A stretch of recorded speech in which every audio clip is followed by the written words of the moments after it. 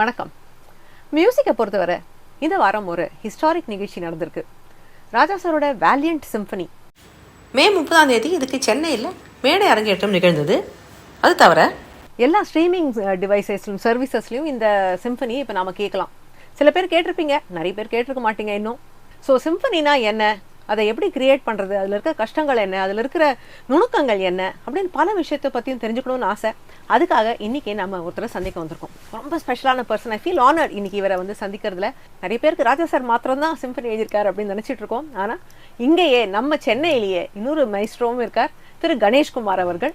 இவர் கம்போஸ் செய்தது 3 movement symphony in D minor named rise. ஹங்கேரியில் புடாபெஸ்ட் ஆர்கெஸ்ட்ரா வச்சு அதை அரங்கேற்றம் பண்ணி ரெக்கார்ட் பண்ணியிருக்காரு. ஸோ இன்றைக்கி நாம் அவரை சந்திக்க வந்திருக்கோம். அவர்கிட்ட சிம்பனியை ப்ளஸ் வெஸ்டர்ன் மியூசிக் இதெல்லாம் பற்றி நிறைய பேசலாம். வணக்கம். வணக்கம். கங்க்ராச்சுலேஷன்ஸ், இவ்வளோ பெரிய ஒரு அச்சீவ்மெண்ட் நீங்கள் முடிச்சிருக்கீங்க. ஒரு சிம்பனி எழுதுறதுங்கிறது எவ்வளோ பெரிய ஒரு தவம்னு உங்களுடைய மற்ற இன்டர்வியூஸ்லாம் பார்த்து நான் புரிஞ்சுக்கிட்டேன். இப்போ எனக்கு வந்து ஆஸ் அ லிசனர் எனக்கு சில விஷயங்கள் வந்து ஒரு சிம்பனியை பற்றி என்னென்னு தெரிஞ்சுக்கணும்னு ஆர்வம் இருக்குது. நம்மளுடைய வியூவர்ஸ் நிறைய பேருக்கும் அந்த கேள்விகள் இருக்கும். ஸோ அதெல்லாம் நீங்கள் முதல்ல கொஞ்சம் எனக்கு கிளியர் பண்ணணும். ஸோ நான் பெரும்பாலும் எல்லாரும் வந்து ஒரு 4-5 நிமிஷம் சினிமா பாட்டு கேட்கறதுக்கு தான் எங்களுக்கு பழக்கம். அதுக்குன்னு ஒரு ஸ்ட்ரக்சர் இருக்குது, அது இப்போ நல்ல பரிச்சயம். அதாவது ஒரு பல்லவி, அனுபல்லவி, மேபி 2 சரணங்கள், இன்டர்லூட் மியூசிக்கு. ஸோ இன்டர்லூடில் கொஞ்சம் வெஸ்டர்ன் மியூசிக் வந்தால் அது கவுண்டர் பாயிண்ட் அப்படிலாம் தெரிஞ்சுக்கிறதுக்கு இப்போ நாங்கள் ஏதோ கொஞ்சம் அப்படி இப்படி அங்கேயும் இங்கேயும் படித்து தெரிஞ்சிட்டு இருக்கோம். பட் ஒரு சிம்பனிங்கிறது it's a long piece of music. நீங்கள் அமைச்ச சிம்பனியே ஒரு 3 மூவ்மெண்ட் இருக்கிற சிம்பனி, அது 30-40 நிமிஷம் ஓடக்கூடியது இல்லையா? அதில் வந்து லிரிக்ஸும் கிடையாது. அதில் ஸோ அதோட எமோஷன்ஸ் எப்படி நாம் புரிஞ்சுக்கிறது? ஒரு சிம்பனியை கேட்கணும்னா நான் என்ன எப்படி தயார் செய்து கொள்ள வேண்டும்? என்ன ஒரு மனநிலையில் ஒரு சிம்பனியை கேட்கறதுக்கு நான் ஆரம்பிக்கணும்? It's barrage of questions. ஒன்று நான் ஆன்சர் பண்ணுறேன். கிளாசிக்கல், நம்ம classical as well as western classical, what it ரிக்வயர்ஸ்னா இட் ரிக்வயர்ஸ் காம்னஸ். ஒரு span of time, broad time தேவை. இது வந்து பேசிக் கிவன். இது இருந்தால் தான் வந்து அடுத்தது வந்து எக்ஸ்போஷர் தான் அந்த ஃபஸ்ட்டு பாயிண்ட்டு. இது வந்து people has to be exposed. இப்போ நம்ம சாங்ஸை எடுத்துட்டாலும் 15 மினிட்ஸ் சாங்ஸ்லாம் இருந்திருக்கு, 10-12 மினிட்ஸ் இருந்து அப்படியே ட்விண்டில் ஆகிட்டு 4-4.5 ஒரு மாதிரி ஸ்டாண்டர்டாக வந்துட்டு இன்றைக்கி வந்து 1.5 நிமிஷம் ரீல்ஸ் லெவலில் இருக்குது. ஸோ அந்த ஸ்பேன் ஆஃப் டைம் குறைஞ்சிட்டே இருக்குது. அந்த அதை வந்து பீப்புள் அந்த ஸ்மால் இதில் கேட்குறத வந்து first they have to understand this a larger work. அது கேட்குறது தப்பு இல்லையா? அது பண்ணுறதும் டிஃபிகல்ட். 1 மினிட்ல ஒரு 30 செகண்ட் ஒரு ஜிங்கிள் பண்ணுறது it's very difficult. But this is something எல்ஸ்ன்றது ஃபஸ்ட்டு அந்த மனநிலை வரணும். அதுக்கு டைம் ஸ்பேர் பண்ணணும், காமாக உட்காந்து கேட்கணும். எக்ஸ்போஷர் தான், கேட்க தான் வந்து வாட் இஸ் தேர்ன்றது தெரிய வரும். நாங்கள் கேட்கணும், இதில் என்ன இருக்குன்றது கேட்கணுன்ற முதல்ல அந்த ஆசை. ஒரு கேஷுவல் லிசனிங் இல்லை, இது கொஞ்சம் இன்வால்வ் லிசனிங். எனி கிளாசிக்கல் இது அவர் கிளாசிக்கல், அதுக்கு நான் முதல்ல சொன்னேன். அவர் classical as well as western classical you cannot dismiss as casual listening சொல்ல முடியாது. It's much more than that. For me music is much more than a casual or a recreation. So IPL பார்க்கறவங்க test match பார்க்கற மாதிரி இது. Exactly. Perfect. So, see now that's a very good example. People இன்னைக்கு test மேட்சும் பார்க்குறேன், 50யும் பார்க்குறேன், this 2020 பார்க்குறேன். Later 10-10 வந்தாலும் பார்ப்பேன். மேபி 1 ஓவர் or 10 பீப்புளுக்கு ஒரே ஒரு பால். அப்படி இன்ஸ்டாகிராம்ல ஆடுற கேம், இன்ஸ்டாகிராம் கேம் அதுவும் பார்க்கறதுக்கு வாய்ப்பு இருக்குது. இப்போ நான் வந்து ஓகே, எனக்கு வந்து சிம்பனி கேட்டு பழகிக்கணும் நீங்கள் சொன்ன மாதிரி. அதுக்காக நான் தயார்படுத்திக்கணும்னா where do I start? எந்த சிம்பனியை நான் கேட்கணும்? யாரோடைய சிம்பனியை கேட்கணும்? Nice questions.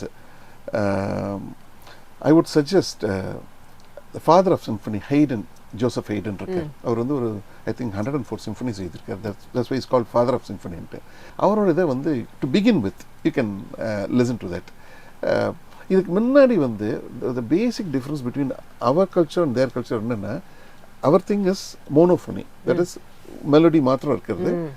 அதுதான் பிரதானமாக. அதை வந்து டிரோகேட்டரியை சொல்ல, அந்த மெலடியிலேயே வந்து வெவ்வேறு லட்சணங்கள், வெவ்வேறு ராகம் இருக்கிறதுனால அதுவே நமக்கு it is full by itself. வெஸ்டில் வந்து it is harmony, layer by லேயராக இருக்கிறது. ஸோ இந்த 2 டிஃப்ரென்ஸ் இருக்குது. இந்த 2 டிஃப்ரென்ஸை வந்து இந்த ஹார்மனி என்ன, how it works, how it adds beauty to the melody, இந்த இதெல்லாம் நம்ம தெரிய அதுக்கப்புறம் வந்து you can shift to larger work.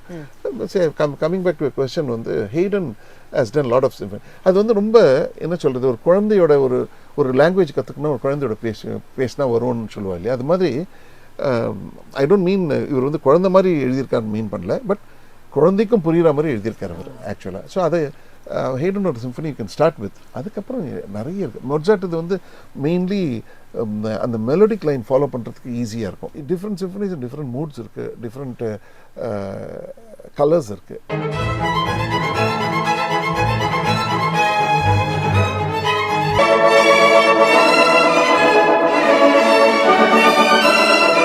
And இன்னைக்கு என்ன ஒரு இது இருக்குன்னு that's a bane as well as the boon என்னன்னு சொல்கிறேன்னா, தோஸ் டேஸில் வந்து தேடி தேடி தேடி போய் கேட்க வேண்டியிருக்கு. தேடி போய் வாங்கணும், தேடி போய் வாங்கணும், தேடி போய் கேட்கணும் இருக்காருன்னே தெரியும். இன்னைக்கு வந்து எவ்ரி திங் கேட்டால் கொஸ்டின் கேட்டாலே தோஸ் டேஸில் சொல்கிறதுக்கு ஆன்சர் கூட கிடையாது. Unless until we meet the right person. இன்னைக்கு எல்லாமே இருக்குது, டேட்டா இருக்குது. பட் என்னென்னா அதே வந்து ப்ராப்ளம் ஆஃப் பிளென்டி ஆகிடக்கூடாது. ஆக்சுவலாக இருக்கிறதுனால வந்து திகிட்டிடக்கூடாது பீப்புளுக்கு. ஸோ அந்த குவெஸ்ட்டும் அவைலபிள் டேட்டாவும் கரெக்டாக பேலன்ஸ் ஆகும்பொழுது பீப்புள் டெஃபினெட்லி இவ்வளோ இயர்ஸில் இல்லாத ஒரு நம்ம we are most exciting stage of technology ஆக்சுவலாக. நீங்கள் வந்து மொட்சார்ட்டோட சிம்ஃபனி அந்த மெலடி லைன் ஃபாலோ பண்ணுறதுக்கு ஈஸின்னு சொன்னீங்க. அது எனக்கு ஞாபகம் வருது என்னன்னா, இந்த டைட்டன் வாட்ச் ஆட்ல வரும் மொட்சார்ட்டோடைய 25th சிம்ஃபனி இல்லையா,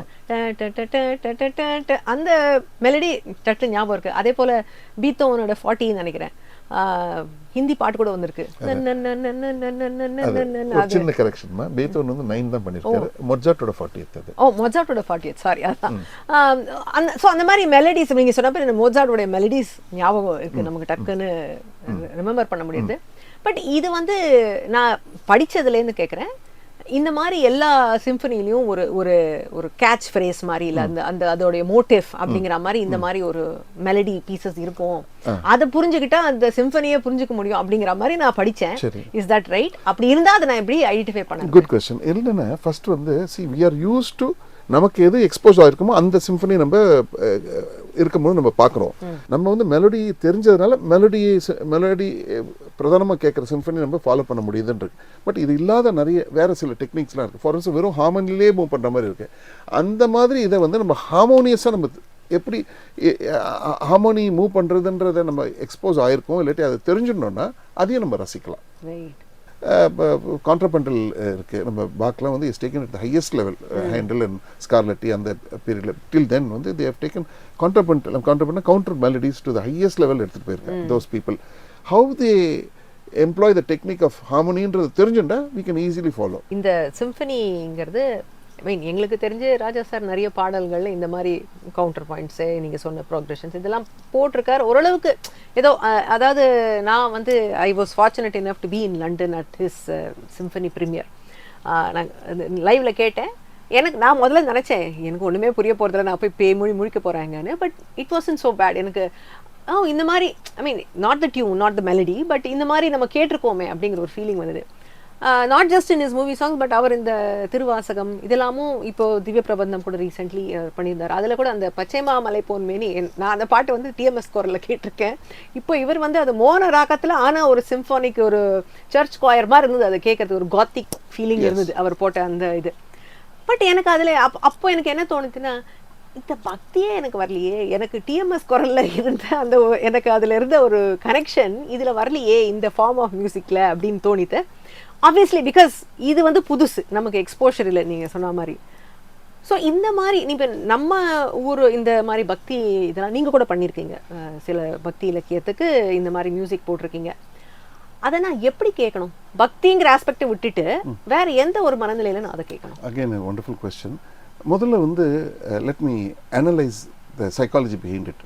இப்போ ஃபார் இன்ஸ்டன்ஸ் இப்படி கேட்கும்போது பக்தி இல்லைன்ற ஒரு இது வந்து don't you feel it is our conditioning? கண்டிப்பா our conditioning. So first we have to come out from that conditioning and open a கேக்குறது. And beyond all those things, if anything touches, actually இப்போ எப்படி வந்து music வந்து universal லாங்குவேஜ்னு சொல்கிறேன். How everybody calls music universal language னா beyond caste creed geographical இது எல்லாம் தாண்டி something happens இல்லையா, it touches us இல்லையா. Beyond the human, it is divine. Artlier divine most closest to பகவான் கிட்ட இருக்கிறதுன்றது வந்து மியூசிக்னு சொல்லும்போது ஃபைன் ஆர்ட். அதுலேயும் இது மியூசிக்னு சொல்லும்பொழுது ஹவு இட் டஸ் இன்டெலெக்சுவல் எல்லாம் ஷட் டவுன் பண்ணிட்டு it touches your heart, then that is what it is about. அந்த மாதிரி நம்ம வந்து காடடாக இருக்கும், வாட் யூ கால் கண்டிஷன்டாக இருக்கும். இதெல்லாத்தையும் நம்ம வந்து ஃபஸ்ட்டு தளர்த்திட்டா it enters our heart. Then அதுதான் டிவைனிட்டி இருக்குன்றது. இது வந்து ஒரு philosophical ஆன்சர். மெலடி உள்ள இருக்க சோல் நம்மளோடது. அதை எப்படி வந்து அதை அலங்கரிச்சிருக்கா இந்த வெஸ்டர்ன் ஃபார்மேட்ன்றதை நம்ம அதை ரசிக்க ஆரம்பிச்சோம்னா you have a world of things to observe. இது ஒன்று. இதெல்லாம் தாண்டி இன்னொன்று சொல்கிறேன், to consign our thoughts to the western world. அப்படி இருந்தபோது we have to speak in their language. இப்போ நம்மளோட கிரேட்ஸை வந்து நம்ம வந்து நிறைய இடத்துல நம்ம தவறி இருக்கோம். வெளி உலகத்துக்கு எடுத்துகிட்டு போக முடியாததுனால, கரெக்டான டைமில் எடுத்துகிட்டு போகாததுனால நம்ம நிறைய திங்கை வந்து இன்னும் வெளி உலகத்துக்கு தெரியல. அதை வந்து நம்ம வந்து ஃபார் இன்ஸ்டன்ஸ் இப்போ சண்முக கவச்சம் வந்து that time when it was released in Hansel Classic in Germany, they branded it as a very new genre. choral mantra ஒரு ஜான்ரான்ட்டு அவ நேம் கொடுத்து we are ambassadors of choral mantraன்ற மாதிரி சொல்லியிருக்கா.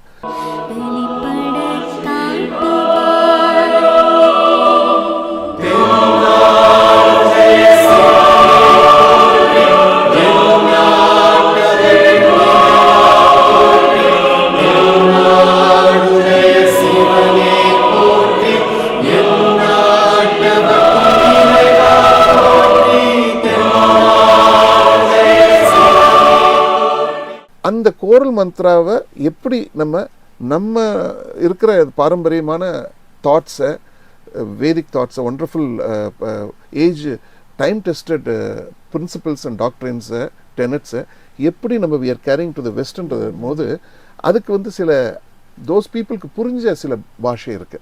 அதுதான் வெஸ்டர்ன் கிளாசிக்கல்.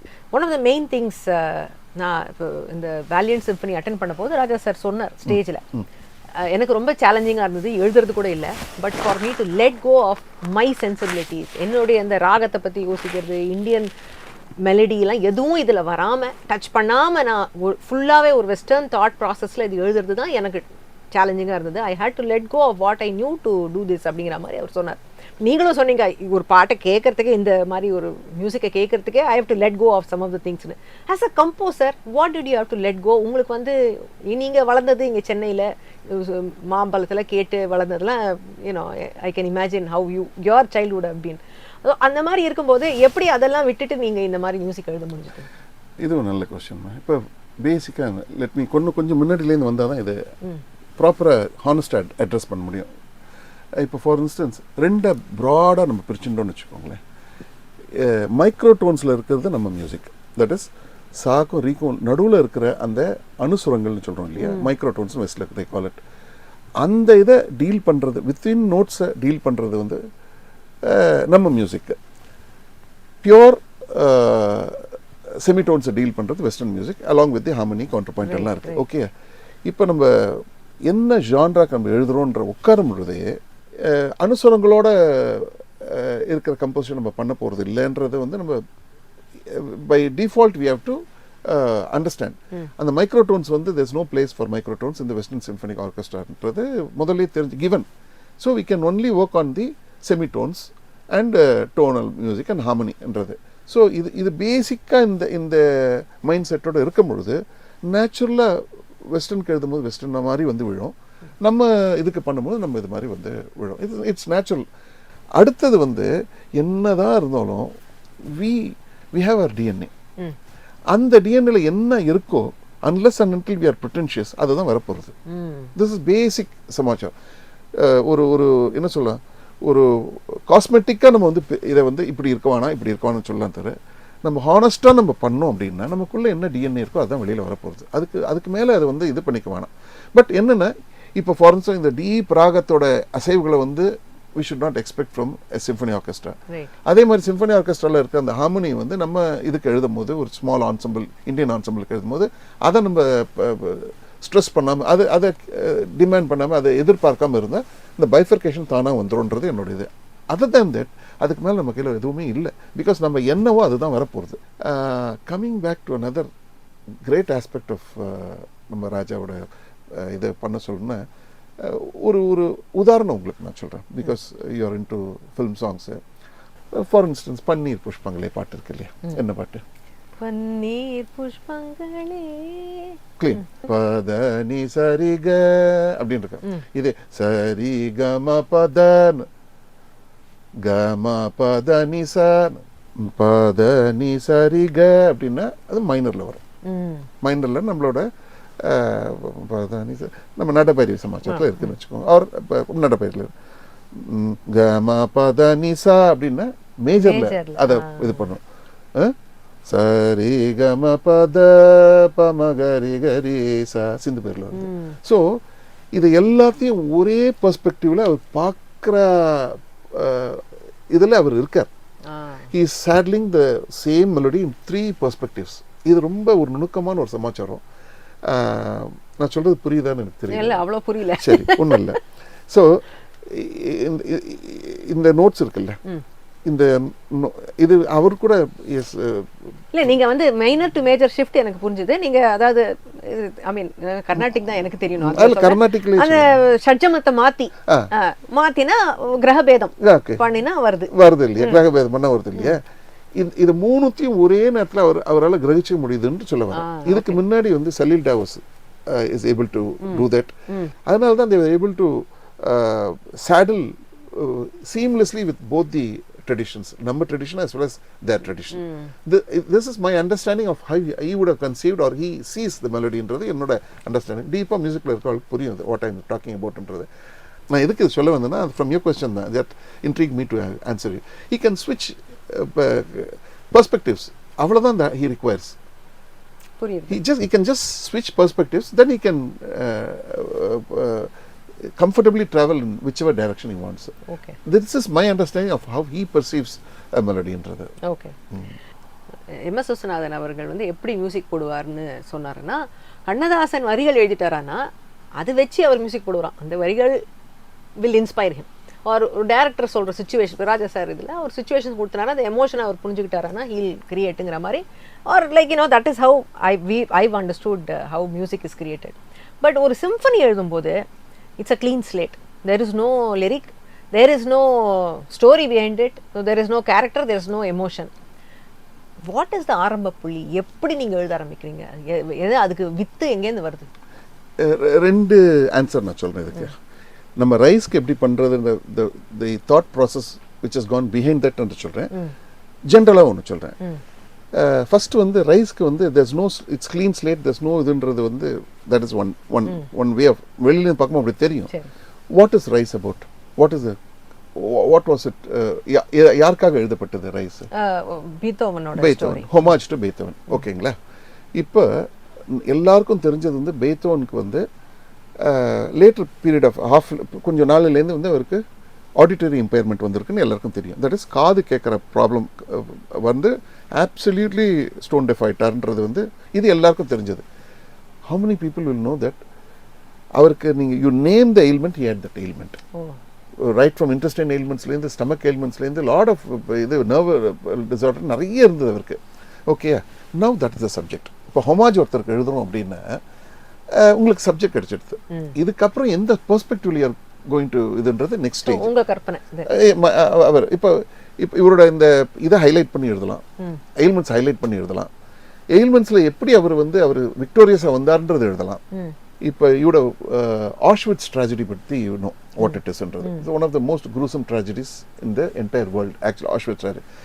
அந்த ட்ராஜடியை 3 type, I'm just giving an analogy, 3 டைப்ஸை fill பண்ணியிருக்கா. ஒன்று குரூசம், சேட் அண்ட் குரூசமாக ஒரு ஒரு ஒரு presentation of that Auschwitz tragedy. நியூட்ரலாக ஒன்று, ஹாப்பியாக ஒன்று. You can ask me how இந்த ட்ராஜடியை ஹாப்பியாக ப்ரெசென்ட் பண்ணலான்ட்டு. ஐ கேன் எக்ஸாம்பிள் சினிமா கூட வந்திருக்கு, ஒரு Italian movie, beautiful world, life is beautiful. So அதை வந்து இருக்கிற அப்படியே அந்த ஃபேக்டை எதையும் எடிட் பண்ணாமல் எதையும் மறைக்காமல் குரூசமாக சேடாக எடுத்துகிட்டு போனது Schindler's list. That's one thing. நியூட்ரலா ஒன்று இருந்தது, த பியானிஸ்ட்னு ஒரு படம். Right. That was it was neither here nor there. Correct. அதே ஹாப்பியாக நம்ம சொல்கிறது அஃப்கோர்ஸ் எண்டில் ரொம்ப சேடாக இருக்கும். That is life is beautiful. So இந்த எக்ஸாம்பிள் எடுத்துக்கோங்க. இதை அப்படியே apply to Beethoven. Okay, you can பெய்தோவனை சேடாக ப்ரெசென்ட் பண்ணலாம், நியூட்ரலாக ப்ரெசென்ட் பண்ணலாம், ஹாப்பியாக ப்ரெசென்ட் பண்ணலாம். So I chose let us, because all life along he has been suffering with this, why not we present it in a happy way? Happy way na அவர் வந்து கஷ்டத்தில் இருக்கும்போது ஹாப்பியாக குதிக்கணும்னு சொல்லல, இன்ஸ்பயர் ஆனார். எப்படி என்ன see இவ்வளோ கஷ்டத்துலையும் அவர் அடுத்த ஒர்க் பண்ணும்போது ப்ரீவியஸ் ஒர்க்கோட பெட்டராக இருந்தது. Then he was again pulled with lot of problems. அவர் அந்த ப்ராப்ளம்ஸ்லேருந்து மீண்டும் அடுத்த ஒர்க் பண்ணும்போது அதோட பெட்டராக இருக்குது. So why not we take this ஆஸ்பெக்ட்ன்றது தான் மை இன்ஸ்பிரேஷன். ஸோ ரைஸ்ன்றது வந்து at the same time I happened to I was inspired by ஒரு adage by Confucius, the famous Chinese philosopher who lived some 3000 years back. அவர் என்ன சொல்றாரு, விழுறது பெருசு இல்லை, விழுந்த அப்புறம் எழுந்திருக்கிறது தான் பெருசு அப்படின்றாரு. ஸோ அந்த இது வந்து 3000 இயர்ஸ்க்கு முன்னாடி எழுதுனது வந்து பேத்தோவனுக்கு வந்து அப்படியே அப்ளை ஆகுது ஆக்சுவலாக. Every time he had a fall because of his ailment, his health was pulled down, he came up with a better writing. இந்த ஆஸ்பெக்ட் எடுத்துக்கலாம். இப்போ பாருங்க எவ்வளோ ஓப்பன் ஆகுது பாருங்க. Small spec homage to Beethoven, I adore himன்றதுனால அதுக்கு இப்போ no you have ஒரு full world to explore. So இதுதான் வந்து ஆல் த அசெண்டிங்ஸ் வந்து அவரோட பாசிட்டிவ் இதுவும், அதோட descending what you call phrases வந்து அவரோட எயில்மெண்ட்ஸாகவும் பண்ணியிருக்கு.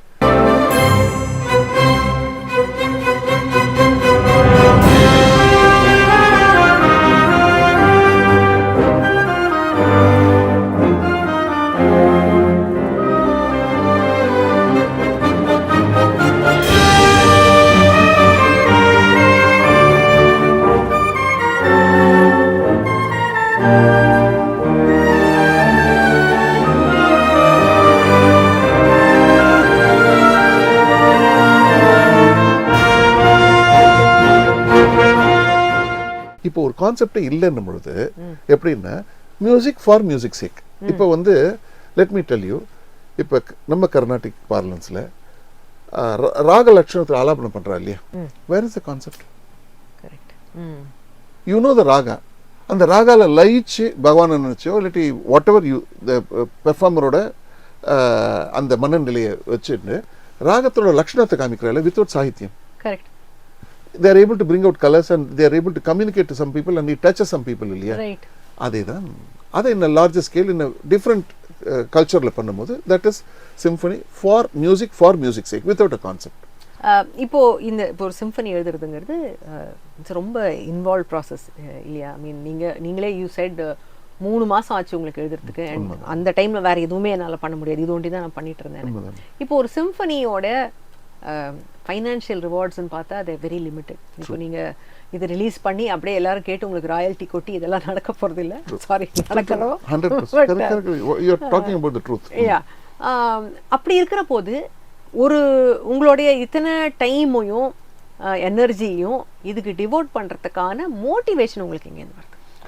இப்போ வந்து அதோட ஃபினான்ஸ் ஃபேக்டர் இருக்கும் இல்லையோ, யூ ஆஸ்ட் ஃபார் தட். அதை வந்து பெரிய மைண்டில் வச்சுக்கிறதுன்றது கம்போஸ் பண்ணும்போது why should you consider that factor? இதுக்கு என்ன இந்த ஆஸ்பெக்ட் இந்த ஃபேஸ் ஆஃப் கிரியேஷன்ல வந்து என்ன தேவைன்னா இமேஜினேஷன், கிரியேட்டிவிட்டி. பேசிக்காக ஒரு சாப்பிடணும்ல நடுவில், அஃப்கோர்ஸ் அது இருக்கு. அது வந்து when it calls for பேசிக்காக நமக்கு வந்து மேலே ஒரு ரூஃப், ஒரு காமான place, all that is all need basic thing இருந்தால் போகிறோம். இப்போ வந்து இந்த ஒரு சிம்பனி எழுதுறதுக்கு அஃப்கோர்ஸ் உங்களுடைய சஸ்டைனன்ஸ் அது வேணா நீங்கள் சொல்லிட்டீங்க, அது ஓகே. பட் ஸ்டில் இது எடுத்துகிட்டு போய் ஸ்டேஜ் பண்ணும், ஒரு ஆர்கெஸ்ட்ராவை ஹையர் பண்ணும், all that is very expensive. அது நம்ம ஊரில் பண்ணுறது ஒரு காஸ்ட்னா அங்கே வெளியூரில் பண்ணும்போது அது காஸ்ட் ரொம்ப நிறைய பல மடங்கு. இதுக்கு வந்து இப்போ அந்த காலத்தில் ஒரு ராஜாக்கள் இருந்தார், கலையை வளர்த்தாங்க, மானியம் கொடுத்தாங்க எல்லாம். இப்போ நம்ம ஊர்ல வந்து கவர்மெண்ட் வந்து இந்த மாதிரி கர்நாடிக் ஃபைன் ஆர்ட்ஸ் சங்கீத் நாடக அகாடமின்னு இருக்கு, ஏதோ அவங்க கொஞ்சம் கிராண்ட்ஸ் எல்லாம் இருக்கு, ஏதோ ஸ்காலர்ஷிப்லாம் கொடுக்குறாங்க. இந்த மாதிரி ஒர்க்குக்கு ஹூ இஸ் சப்போர்ட்டிங்? இண்டிவிஜுவலாக தான் நம்ம ப்ரைவேட்டாக தான் நம்ம பார்த்துக்கணும், நம்மளோட சர்க்கிளில் தான் நம்ம பார்த்துக்கணும். பகவான் கிருபையில் காட்ஸ் கிரேஸ் ஆனந்த்ஜின்னு நமக்கு ஒரு கடவுள் கொடுத்துருக்காரு. எந்த ஜென்மத்தில் பண்ண புண்ணியமோ ஆர் இதுக்கு நான் எவ்வளோ ஜென்மத்தில் நான் ரிட்டர்ன் பண்ண போகிறேன்றது எனக்கு தெரியல. But he is a patron of art. they have come from a the legacy of a family பார்த்தீங்கன்னா dates back to his great grandfather who has helped Swami Vivekananda. அதுக்கு மேலே வேற என்ன வேணும்? he has helped Bharathiyar. அவரோட போயம்ஸ்லாம் வந்து ஸ்கூலுக்கு போய் ரீச் ஆகிறதுக்கு வந்து he was one of the very few first persons who was sponsored பாரதியாரோட இவத்துக்கு நேராக இவங்க வீட்டுக்கே நேராக வந்திருக்கார். அவர் அந்த இடமே காமிச்சார். அவர் பண்ணுவாருன்னு நான் எதிர்பார்க்கல, நான் அந்த மாதிரி எதிர்பார்க்கலன்றது அவருக்கு தெரியும். அவரோட ஓன் டிஸ்கிரிப்ஷன், அவரோட ஓன் இது. இட்லியில் வந்து சிஸ்டீன் சேப்பன் ஒன்று இருக்குது. அந்த இதில் வந்து இந்த ஹோல் ஆஃப் த இதில் வந்து கூட எல்லாம் இருக்குது. இன்ஃபேக்ட் அது அந்த ஆர்டிஸ்ட்க்கு வந்து கண்ணு கூட he lost his eyesight because of இதை ரூஃபை பார்த்து பெயிண்ட் பண்ணுறதுனால. எல்லாருக்கும் அது ரொம்ப இம்போசிங்காக இருக்கும், அரெஸ்டிங்காக இருக்கும். அப்படியே பார்க்கலாம். ஆர்ட் லவர்ஸ்க்கு வந்து இன்னும் அப்படியே பார்த்துட்டு இருக்கும் போல தோணும். இவருக்கும் அந்த எக்ஸ்பீரியன்ஸ் வந்துட்டு suddenly it struck him that somebody had sponsored him only then he could இதை பண்ண முடிஞ்சது அப்படின்றது மைண்டில் வந்த உடனே எவ்ரிதிங் ரிவீல்ட் ஃபார் ஹிம். சரி, நம்ம வந்து திருப்பி பேக் அவர் இதில் பண்ணி என்ன முடியுமோ, என்ன பண்ண முடியுமோ, ஃப்ரெண்ட்ஸ் எல்லாம் கூப்பிட்டு நம்ம வி வில் மேக் இட், நம்மளால் என்ன பண்ண முடியும் பண்ண ஒரு தாட் அங்கே தான் வந்தது. ஸோ ஒரு பேட்ரனுக்கு வந்து எங்கே வேணால் இன்ஸ்பிரேஷன் வரலாம், எங்கே வேணால் தாட் வரலாம். அந்த லெவலில் இருக்கிற லெகசியில் வந்ததுனால அவருக்கு டிஎன்ஏலே அது இருக்குன்றதை நான் ஃபீல் பண்ணுறேன். இது இல்லாமல் வந்து அவர் project lead, of course he is not here, he is in Scotland. Though he is in Scotland, physical idhula thalli irundha kuda daily he calls us and he takes all the developments and he pursues that. Angendu our matha people west la contact pandra romba easy. So he is also very much part of our thing. And so I would like to make mention about our project lead Dr. Priya Parthasarathy from Scotland, is an ophthalmologist by profession. And என்ன சொல்றது, unconditional support to us ன்னு சொல்லலாம். ஆக்சுவலாக எனக்கு கணேஷ் ஒரு more than 35 years தெரியும். I knew him as a initially as a keyboard sequencer. அப்படிதான் தெரியும். See, that was at a time when Punegaman அதெல்லாம் அந்த time. I was also into composing. Okay. Not as a profession, but apart from my job I enjoyed. So அதில் compose பண்ணும்போது ஒரு private album பண்ணணும்னு சொல்லிட்டு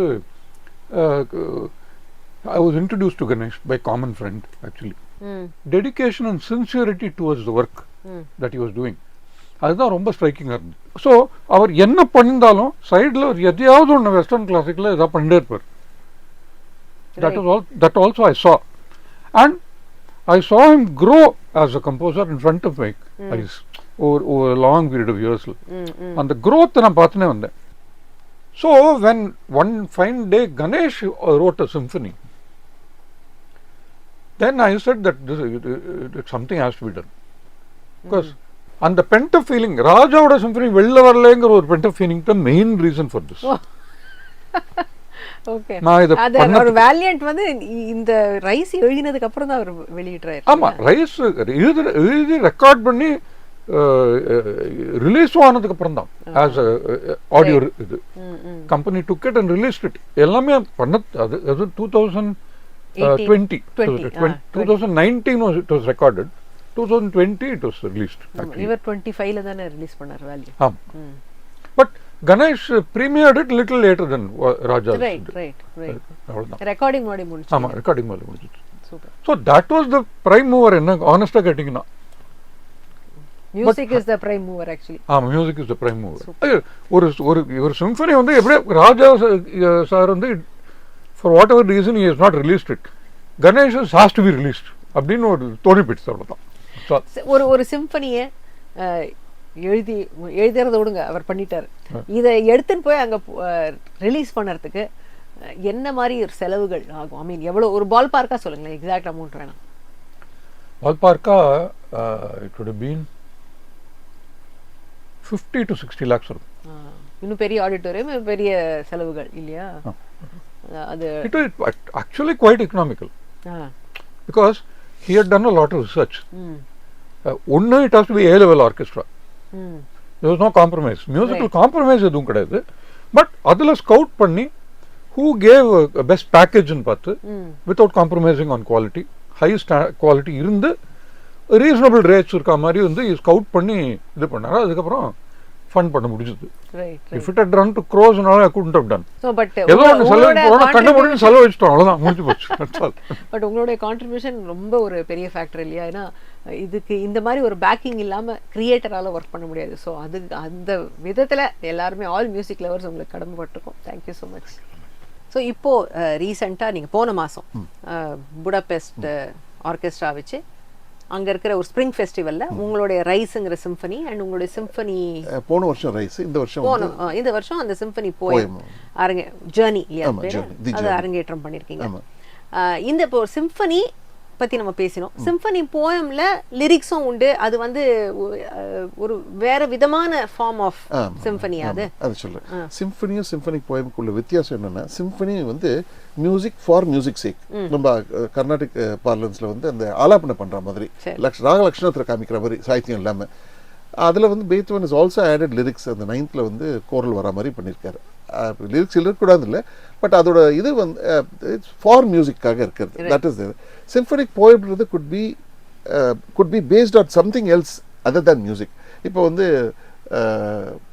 நாடு சுதந்திரம் அடைஞ்சிருக்கு, அதுக்காக வந்து we can write a symphonic poem. அந்த மாதிரி மியூசிக் இல்லாத ஒரு சப்ஜெக்டை பிரதானமாக எடுத்துகிட்டு அதுக்காக வந்து மியூசிக்கலாக எக்ஸ்பிரஸ் பண்ணுறது தான் சிம்பனிக் போயம். அந்த விதத்தில் பார்க்கும்போது வென் அவர் ஆனந்த்ஜி பேட்டன் சஜஸ்டட் இந்த ராஜா கதைனா it is perfectly it is subject or material for symphonic போயம்ன்றது அது பார்க்கும்போதே உணர்ந்தேன். சிம்பனிக் போயம்னா ஹவு திஸ் ராஜா அவர் வந்து how he was influenced and also humanitarian பேசிஸில் எப்படி வந்து இந்த குழந்தைகளை when the whole world close their doors, யாரோ வந்து ரெஃப்யூஜி வானான்னு சொல்கிற நேரத்தில் நம்ம ஊரில் இருந்த நம்ம குஜராத் ராஜா வந்து எப்படி இந்த குழந்தைகளை தத்து எடுத்து போலிஷ் ரெஃப்யூஜிஸ் எப்படி brought them here அண்ட் அவருக்கு உபசரித்து நெக்ஸ்ட்டு 1941-42லேருந்து 48 வரைக்கும் எப்படி இந்த குழந்தைகளை வந்து நாட் ஓன்லி குழந்தைகள் இன் தட் டென்யூர் இந்த 7-8 வருஷத்தில் வந்து மோர் தென் 20,000 பீப்புள் வந்து ராஜாவோட பராமரிப்பில் இருந்துட்டு போயிருக்காங்க. Is also fondly remembered as Indian Oscar Schindler. ஆக்சுவலாக அந்த நம்ம ரெகுலர் ஒரிஜினல் ஆஸ்கர் ஷிண்ட்லர் வந்து 768 சம் 700+ பீப்புளை காப்பாற்றிருக்காரு. ஆன் த ஹோல் பார்க்கும்பொழுது இவர் வந்து more then 20,000 people came under his roof and they இவரோட இதை பெனிஃபிட்ஸை என்ஜாய் பண்ணிட்டு then they gone to different parts of the world. ஆனால் ஸ்பீல்பர்க் அது சினிமா எடுத்தார், இதை யார் எடுக்கணும்? நம்ம தான் பண்ணணும். அதோட ஒரு ஸ்மால் முயற்சியை தான் இந்த மாதிரி ஒன்று இருக்குன்னு நம்ம டெக்ஸ்ட் புக்ஸ்லாம் இது வர வேண்டிய ஒரு இது. I was ashamed when I நீங்க இது மாதிரி பண்ணிருக்கீங்கன்னு படிச்ச போது எனக்கு இந்த மாதிரி ஒரு கதை இருக்குன்னே தெரியும். அதுதான் சேம் வித் மீ. நம்ம ஆனந்த்ஜி அனுப்பும் போது இந்த மாதிரி ஒருத்தர் இருக்காருன்னு தெரியும். So it is our duty to take our glory to the world.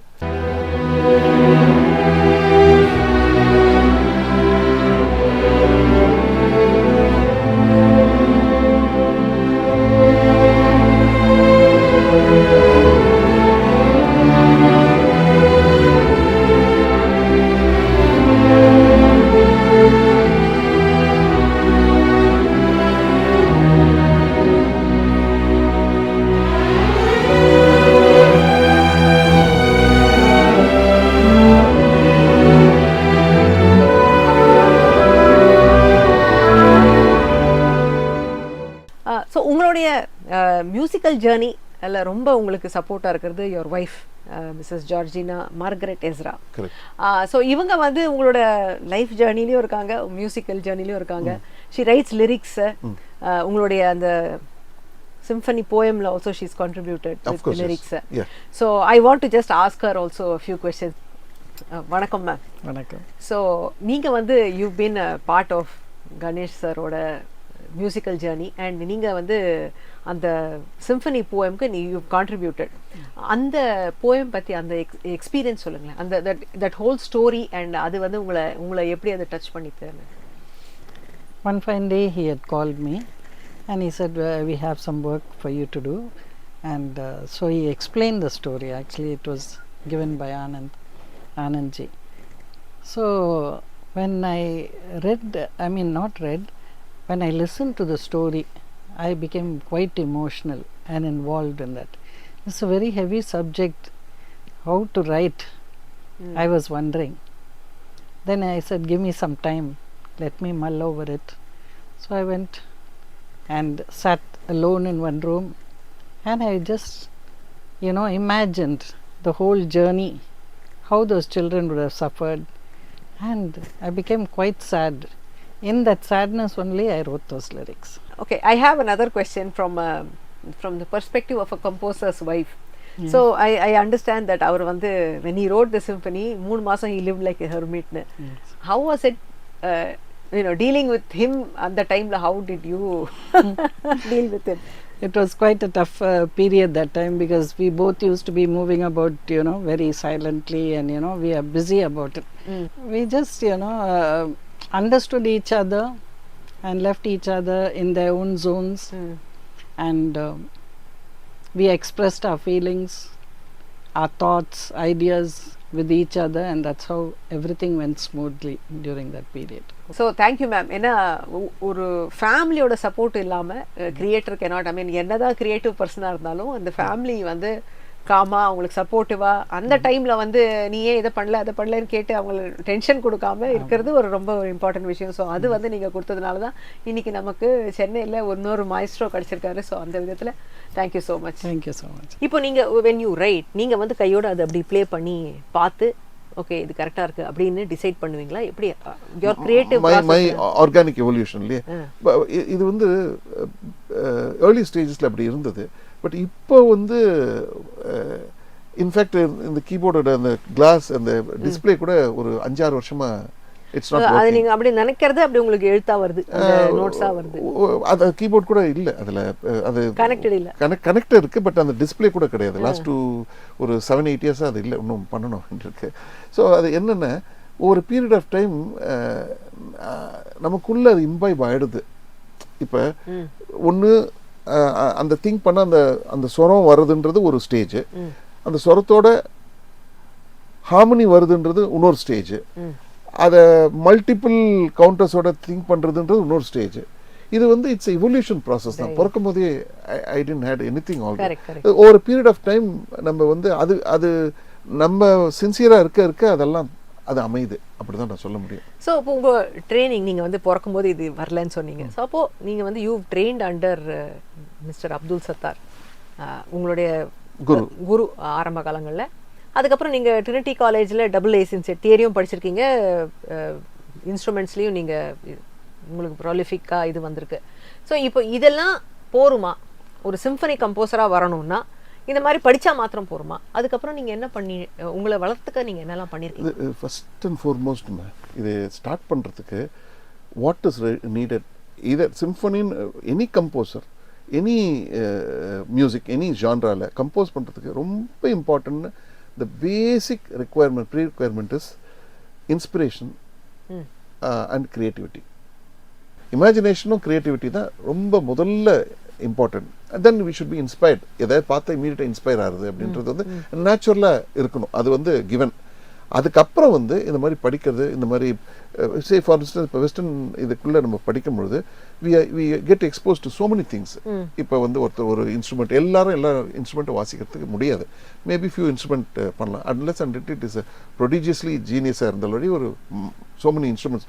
ஏதாவது ஒரு acoustic instrument, mostly either piano or a classical guitar or violin or any acoustic instrument, whichever இது அவங்களுக்கு they are drawn towards it.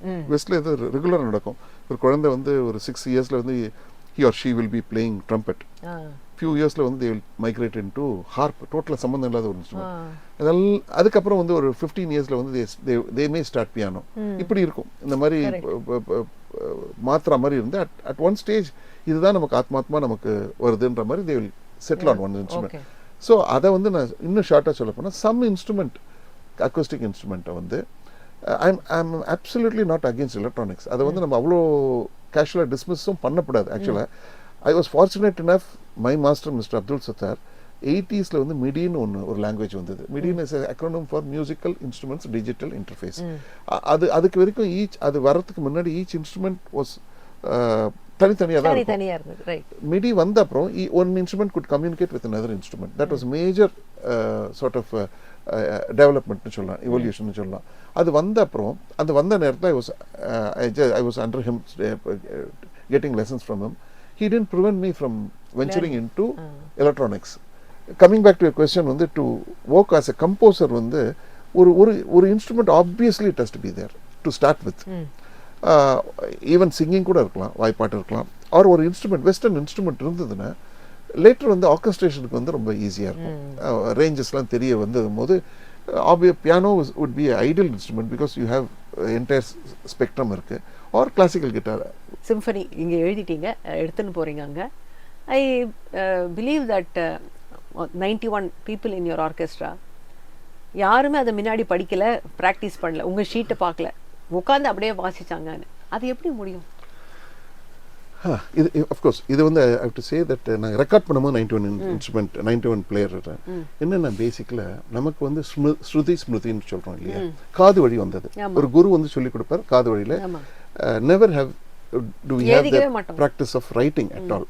In fact நீங்கள் question கேட்குறதே வந்து just impromptu you're asking மைண்டில் வச்சுண்டு.